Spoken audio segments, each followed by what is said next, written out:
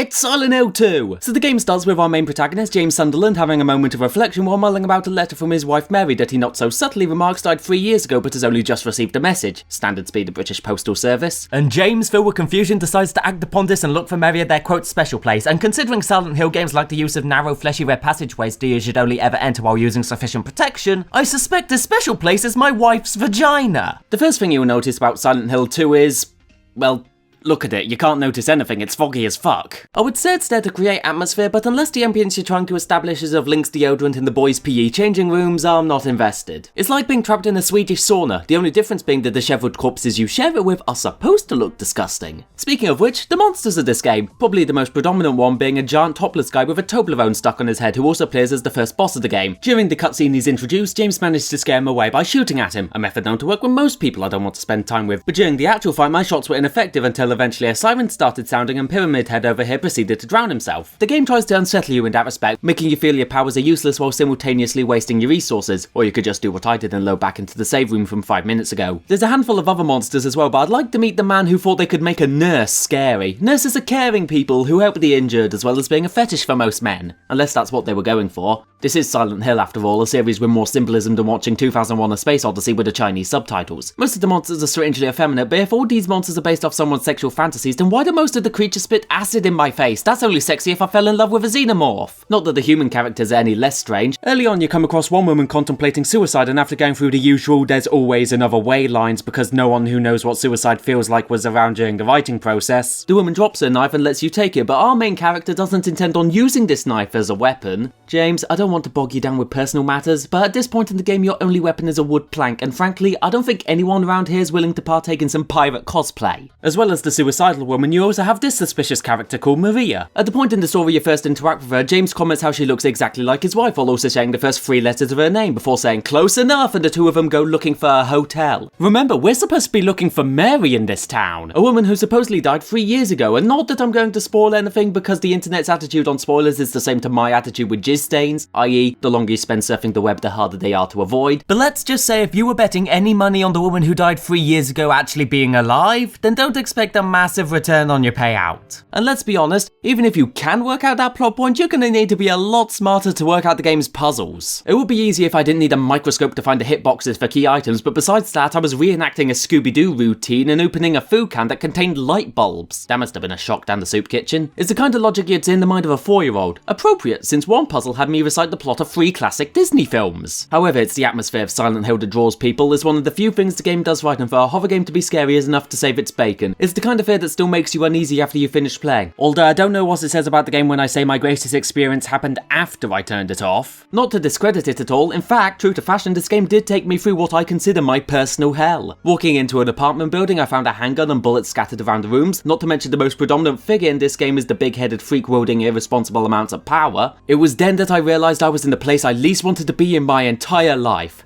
Donald Trump's America.